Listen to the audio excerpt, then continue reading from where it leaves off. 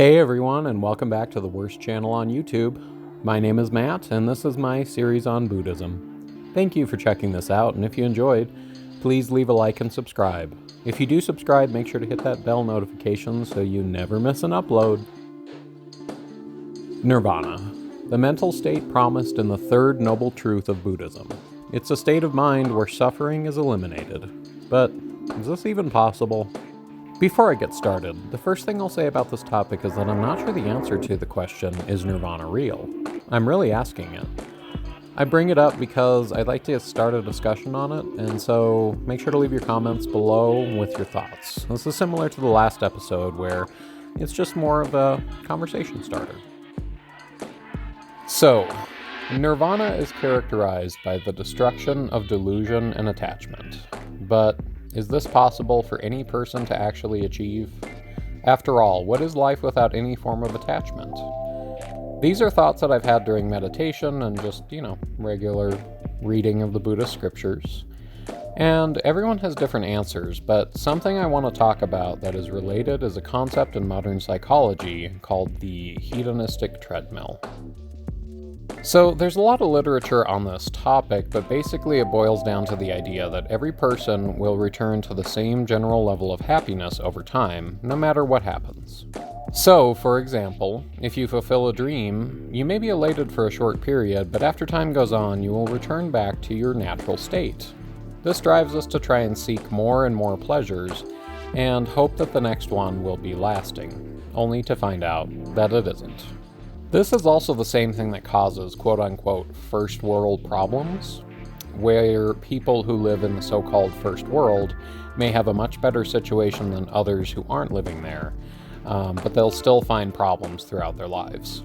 Essentially, even if you had everything you ever wanted, you would still eventually return to a normal state and will begin to experience the ups and downs of life again, and this is what leads to the hedonistic treadmill.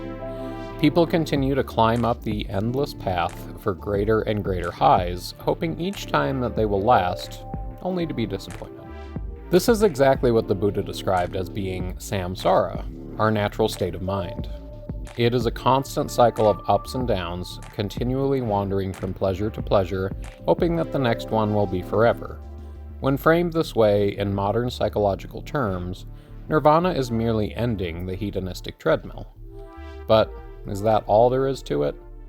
The Buddha also said that to achieve nirvana is to end all desire, because when you want things, you risk losing them or not attaining them in the first place, and this can cause suffering. Additionally, the end of delusion leads to nirvana. But are either of these things actually possible? Let's tackle them in reverse order. First, let's talk about delusion. The first step in the Eightfold Path is right view, which is to see the world as it is, not as we want it to be or fear it is. This is the step that eliminates delusion, and in theory this is great, but is it really possible to ever eliminate all delusions? Realistically speaking, I'm not sure that it is. Our minds are imperfect, and so we cannot ever know everything, and thus each of us will have some misinformation at some point. Now, contradicting this, the Buddha said that nirvana gives us perfect knowledge, but I personally fail to see how a state of mind can grant knowledge. I may just not be able to see it yet, and I'm willing to admit that, but I'm not seeing the connection. So this form of perfect knowledge must be something else.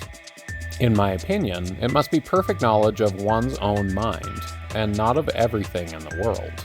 And in fact, there is a story in Buddhist scriptures that I think illustrates this point.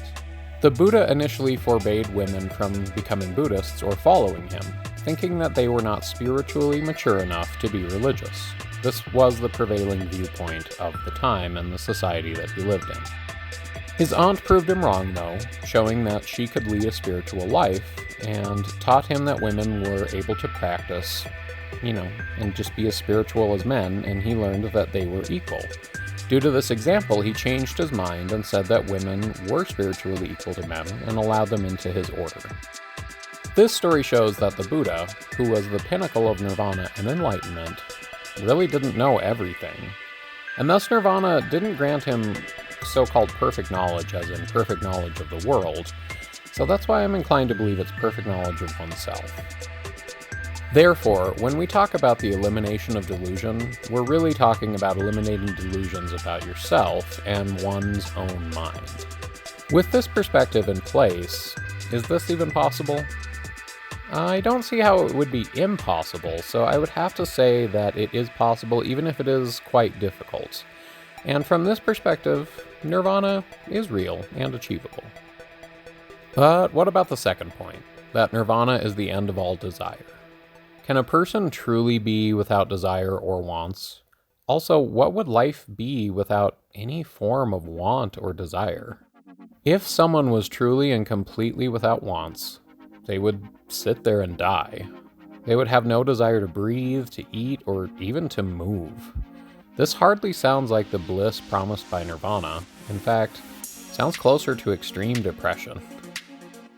Clearly, this wasn't how Siddhartha acted, and also he had desires. Most obviously he had a desire to teach others. Also, he continued to eat, sleep, and do everyday tasks. Thus, the extreme of eliminating all desires is not true, and in fact flies in the face of the concept of balance and the middle way. Instead, from what I've read in the Buddhist scriptures, the idea of destroying desires completely seems to be a mistranslation. Instead, it's more about eliminating attachments to these desires. So in other words, you can want things, but just not get attached to that want, because if it isn't fulfilled, then you'll suffer. So if you let your desires come up and then disappear without attachment, you can experience the pleasure of fulfilling those desires, but also not experience the low of not getting what you wanted, if that's how it turns out. Is this possible, to eliminate attachments? Well, yes, I think it would be possible to eliminate attachments to desires, but the human mind is programmed to form attachments. One example is we become attached to family and pets, and so when they die or leave, we get upset. Is it possible to eliminate attachments in this way? Yes, it could be possible, but would it be desirable, for lack of a better word? See, I don't know about that. And this is the biggest hang-up I have with the idea of nirvana. The human mind is built to form attachments, and with attachments come misery, or at least the possibility of misery. So is it possible to eliminate attachments? Yes, I guess it could be, maybe, but is it really desirable? That I'm not so sure about. In reality, though, I think that ending the hedonistic treadmill, or reaching nirvana, would be a gradual process for most people, and it may never be fully eradicated. This would mean that nirvana is a goal that we can never reach, and I don't think that this is really true. I think that nirvana is a distinct state separate from our everyday lives, but again, I don't really have any proof of this.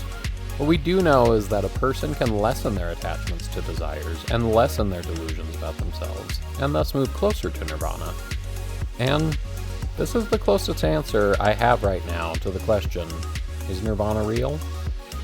Additionally, even if nirvana turned out to be a destination with an endless journey towards it, this would not mean that Buddhism was not true.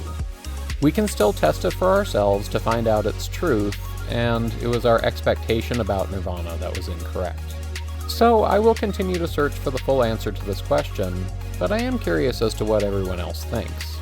Please leave a comment below with your thoughts. I'm always open to discussion and ideas, so feel free to agree or disagree. After all, I'm still learning, and I'm just sharing my thoughts as well. I'm definitely not the expert here. Some may also be wondering at this point, why post this video if it's this open-ended? Well, it is, but I'm still learning and growing, as I just said, and I certainly don't know everything, and I'm not enlightened. So the purpose of these videos isn't to tell everyone a quote-unquote correct interpretation of Buddhism, but merely to explain what I've learned and to start a discussion. So I guess there will be some of these videos with just my thoughts on an issue. But thank you so much for watching, and if you enjoyed, please make sure to drop a like and consider subscribing. If you do, also hit that little bell icon so you can get notified of future uploads. Have a great day, and I'll see everyone next time.